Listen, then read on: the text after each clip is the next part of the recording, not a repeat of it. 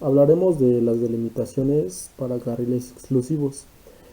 Para poder identificar un carril exclusivo debemos de tomar en cuenta ciertos factores. Normalmente este tipo de carriles exclusivos los vamos a encontrar en avenidas principales de una ciudad. Este tipo de carriles exclusivos los vamos a identificar muy fácilmente, ya que sobre la carpeta asfáltica tienen un anuncio que nos dice solo bus. ¿Qué quiere decir esto? Bueno, que este tipo de carril solo es exclusivo para vehículos de transporte público. Este carril normalmente se encuentra a la derecha del conductor. Como bien lo dice aquí, la vialidad en sentido predominante de circulación debe ser a la derecha. Debe estar delimitado del lado izquierdo una línea separadora. Esa línea separadora es de color blanco y separa los carriles generales de vehículos y separa lo que es el carril exclusivo de transporte público. Para establecer lugares de parada debemos de tomar en cuenta que tanto como sabemos ahora identificar cuáles son los carriles exclusivos, podemos identificar donde un autobús puede realizar su rutina o su parada para brindarles un servicio exclusivo a los pasajeros. Y bueno, este tipo de señalamientos se colocan en carriles en contrasentido y carriles exclusivos, como ya se los había dicho anteriormente. Así como en zonas de transferencia ubicadas en andenes y bahías puede haber señalamientos únicos. Normalmente este tipo de señalamientos, como bien estamos hablando de transporte público, este tipo de señalamiento, o más bien podemos identificar cuando un autobús tiene un destino, lo podemos identificar gracias a que en la carpeta asfáltica vamos a encontrar una L invertida.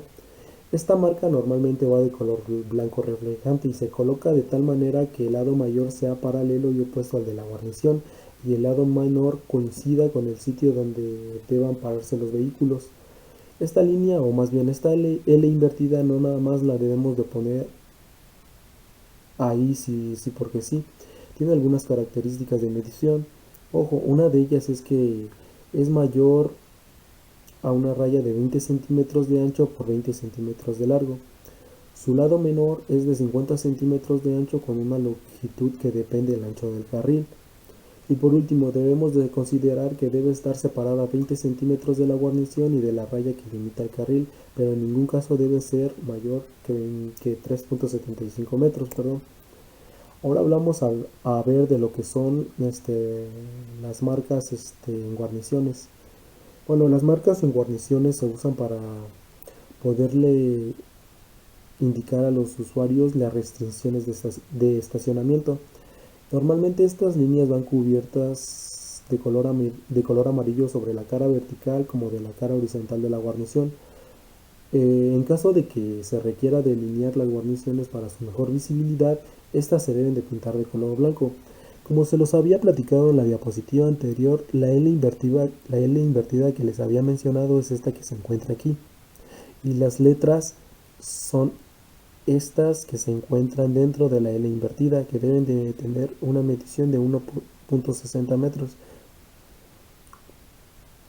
La marca de guarnición es este borde amarillo que se encuentra sobre, sobre la carpeta asfáltica a un costado de lo que es la banqueta.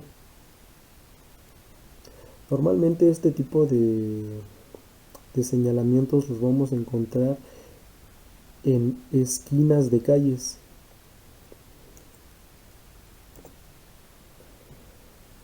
Las marcas para las estructuras y objetos adyacentes de rodadura.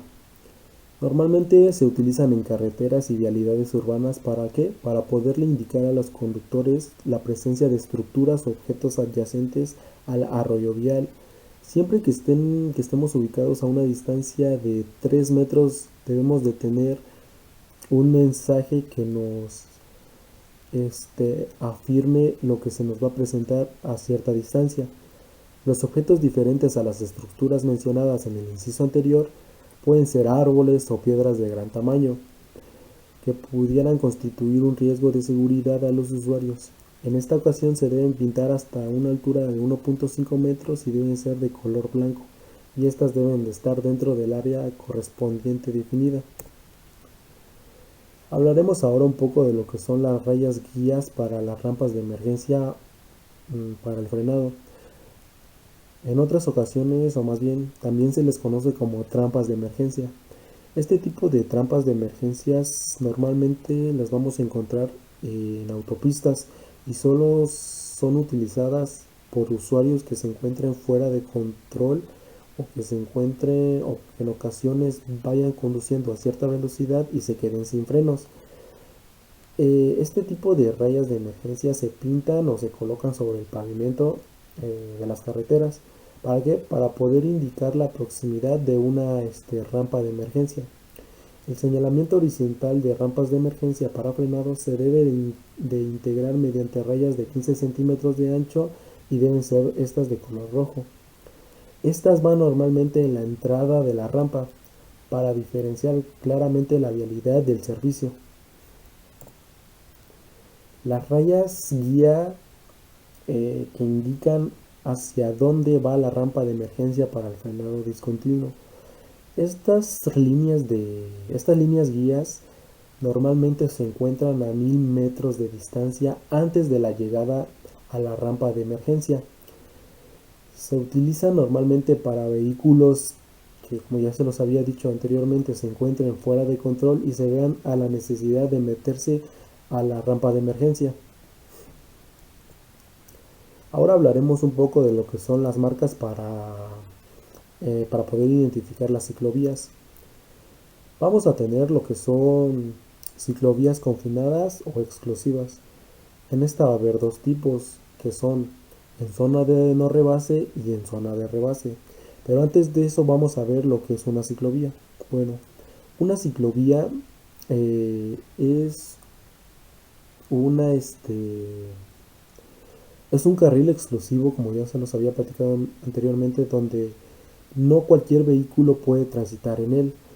Normalmente para poder identificar este tipo de ciclovías, las identificamos gracias a un objeto dibujado y pintado de color blanco, como lo es una bicicleta dibujada de color blanco. Las ciclovías pueden ser o pueden estar dispuestas en forma de circuito, en fajas separadoras o en parques recreativos. En fajas separadoras se diría que son ciclovías confinadas y en parques recreativos las definiríamos como ciclovías o ciclovías separadas. En algunas ocasiones las vamos a encontrar en tramos de carreteras y vialidades urbanas. Ahí las caracterizaríamos por ciclovías compartidas. Como ya se los había dicho anteriormente, vamos a encontrar lo que son ciclovías en zona de no rebase y ciclovías en zona de rebase. Para poder identificar una ciclovía debemos de tomar en cuenta tres aspectos, que son la raya de separadora en sentidos de circulación, las marcas para identificar las ciclovías, que son las que ya se les había mencionado anteriormente, y las rayas en la orilla de la derecha continua. Estas líneas van a la orilla de los carriles. Podría decirse que a un costado de la guarnición. Para una ciclovía de no rebase vamos a contar con lo que es la línea continua. Esa línea continua de color amarillo es aquella línea que tanto divide el sentido de los dos carriles como indica a los usuarios qué es lo que se tiene que hacer. En esa situación un usuario no puede rebasar a otro usuario que se encuentre transitando sobre el mismo carril.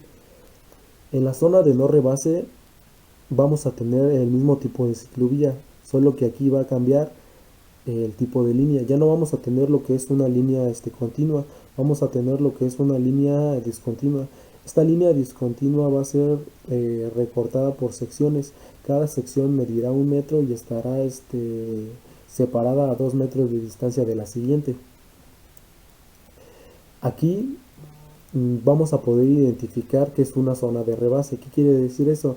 que en ocasiones de que el usuario que vaya detrás de mí tenga prisa, ahí sí puede haber una acción de rebase y de adelantarse adelante de mí. Por último tendremos lo que son las marcas temporales. Como bien lo dice, este tipo de marcas no son marcas que se definan por normas o leyes establecidas en carreteras o en vialidades. Este tipo de marcas temporales son marcas que se presentan en algunas ocasiones, ya sea para señalar rutas de desfiles, para señalar circuitos en competencias deportivas o en alguna otra actividad deportiva. Este tipo de señalamientos no se ven normalmente en ocasiones de eventos solamente. Aquí, por ejemplo, raya de meta en color naranja. Puede ser que en ese momento hubo una carrera o un hexatlón.